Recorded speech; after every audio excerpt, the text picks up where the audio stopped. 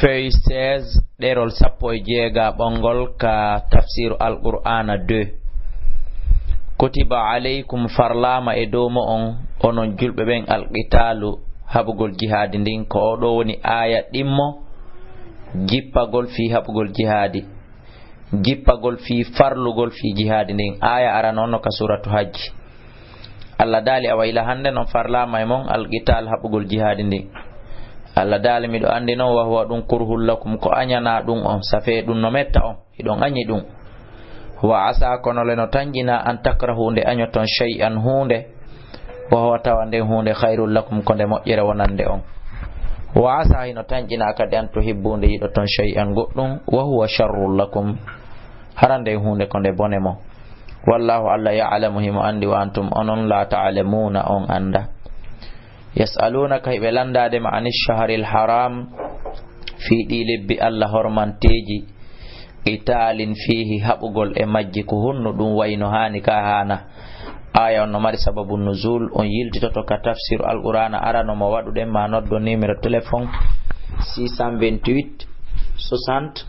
5309, même numéro e réseau ji ɗin fof si wona areba. ɓul wiwɓe qitalun haɓugol fihi e nder ɗin lebbi kabirun no mawni bakkatu, molana ɗum no mawni mo probléme.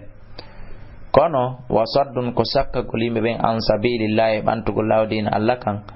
wa kufrun e waɗugol keferan kako bihi e nder ɗin lebbi, wal masjidil haram e waɗugol keferan kako haɓa yimɓe ɓen ka julirde Allah teddunde sakkoɓe wota ɓe natuɓe rewa Allah, wa ikhraju ahli e yaltingol yimɓe mayre on raɗoɓe itta ɓe ɗon, minhu immorde mayre akbar ko waɗugol ɗi piiji ɗo ɓuri mawnude probléme, ɓuri mawnude nambara indallahi ka Allah subhanahu wa ta'ala di haɓugol jihadi e nder ɗiɗo lebbi. ko gonga haɓugol wara itta wonke ɗi lebbi no mawni, kono ko waɗugol ɗi golleli ɗa ko ɗum ɓuri mawnude hulɓino ka Allah subhanahu wa ta'ala.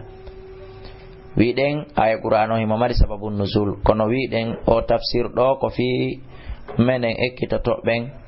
kala ko tawata ɗon faala humpitade e sababu nuzul ma ɗum qissa on yiltitoto ka tafsir alqur'ana arano mo waɗuɗen ma ɗum noddon ka numéro téléphone ji ɗi mi jonni. Allah daali wal fitnatu haɓugol jihadi ndin akbar ko ɗum ɓuri mawnude e afwan wal fitnatu fitna on bi mana waɗugol shirku on e keferan kaku ngu e nder ɗi lebbi hurum akbar ko ɗum ɓuri mawnude probléme, ko ɗum ɓuri mawnude bakkatu minal qatli di waɗugol wargo e nder majji. wala yazaluna ɓe noon seratago yuqatilunakum hiɓe haɓa on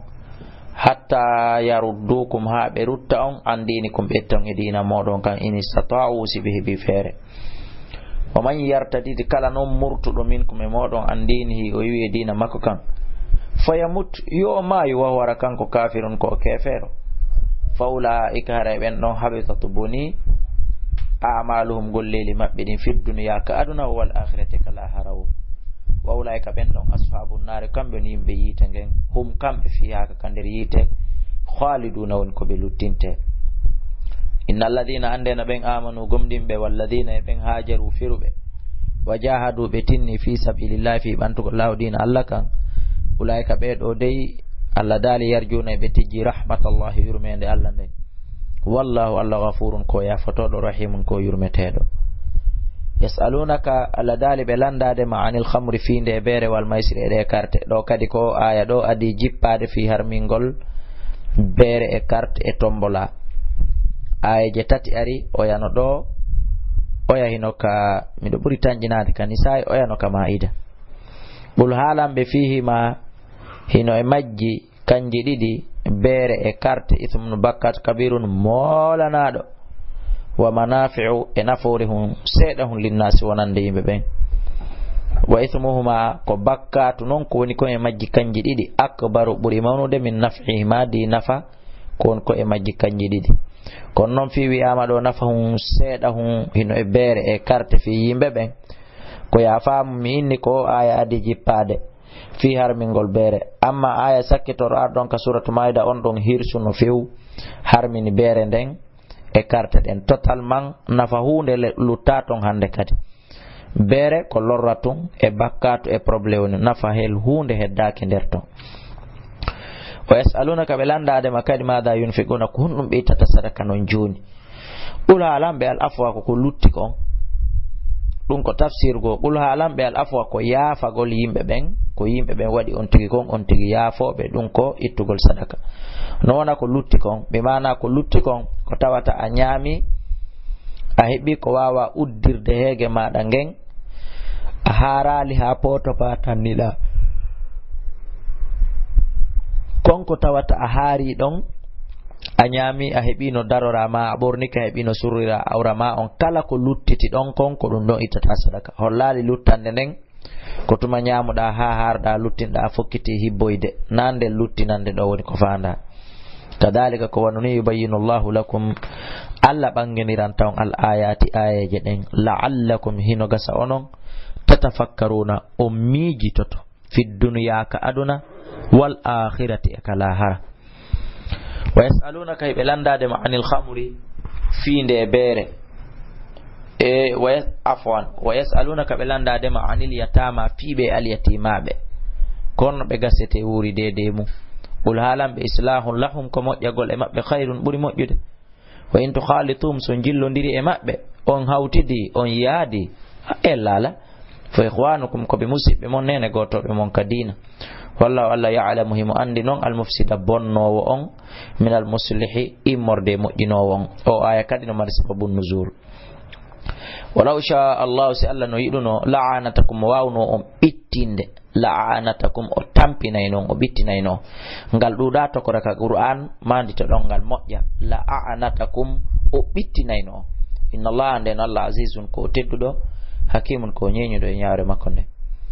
wala tankihu wata njombu dey al mushrikati rewbe shirkobe ben hatta yu'minna habe gomdina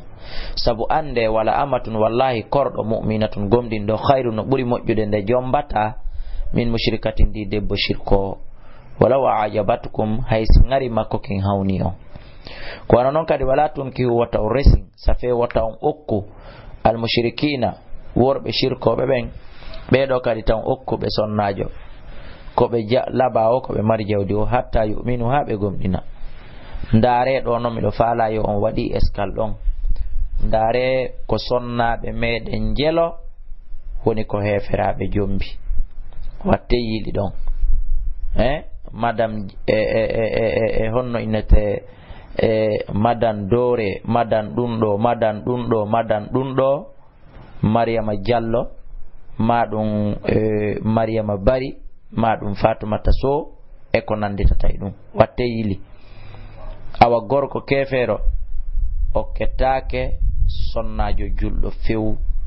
wala abudun wallahi maccudo mu'minun gomdindo Allah khairu no buri mojjude nde okkotom mo beygu min mushrikin di gorko shirkowo wala wajabakum hay singari makko kin e ngalu makko ngun e laamu makko ngun hawni on watten yili de ulaika paske be rewbe shirkobe e worbe shirkobe yad'una hibe nodda ila nari fa de yite kala mo okkudabe be nodda be naba mo kayite wallahu kanko Allah la yad'u mo nodda ila aljannati fa de aljanna wal maghfirati yafiye bi idnihi idunga e makko wa yubayyinahu ma bangana mo labbina ayati ayaje makko de linnasi wonande yimbe ben la'allahum hino gasakam yatadhakkaruna be wajitato sidum feji wa yasalunaka belandade ma anil mahidi fi lord wandi al yahuda ben kambe ko no be wowno wondirde e sonna mabbe sibe fiilade bul halambe huwa fiilaye adan ko tundi ko gonga fa atazilun nisa woddite sonna ben fil mahidi e der fiilaye on kono non ko woddi tande rende go woni ko fanda nawa sina yon battondir ma yon memundir wala taqrabuna utam batto be few kono ko battande mbaldi woni ko faalda wona battagol jododa nokko goto ma waloda e danki woti hatta yatuhurna habe laba fa idha tatahharna sibe labi fatuhunna arebe hande kadi arde e mabbe min haythu amarakumullahu nokku Allah yamidiri on non kono Allah yamidiri en on yiltutu ka numéro téléphone ji inna Allah no Allah yuhibbu at-tawwabina himo yidi tuba be ruttoben wa yuhibbu al-mutatahhirina himo yidi labbintinotoben awani sa'ukum sonnabe mon ben harsul lakum ko ngesa mon nani on tonganaka fa'tu harthakum arde e ngesa mon ban anna shitum none wono falira don wa qaddimu ardina ne tulli anfusikum wonkiji mon din kon don ko ardingon ardinangol wonkiji mun din siide be ngomum on yiltoto ka numéro téléphone ji o tafsir do wiiden menen ekkitotoɓe men landaki explication woɗo si wona ɗum men yejjitay numéro téléphone ji ɗin e hino 631 60 53 09 même numéro e réseau ji ɗin fof si wona areba wattaqullahu lon Allah wa alamu andon annakum no onon mulaquhu koni on hawray e makko mi mana on fottoyay e makko wa bashiril mu'minina weltinir gomɗinɓe ɓen no wodani ɓe aljanna wala taj'alu llaha wa tawadu alla urdatan heedode ngal kadi ɗuɗa tokora urdatan heedode li aymanikum fi wondoje mon bi mana wondira inde Allah inna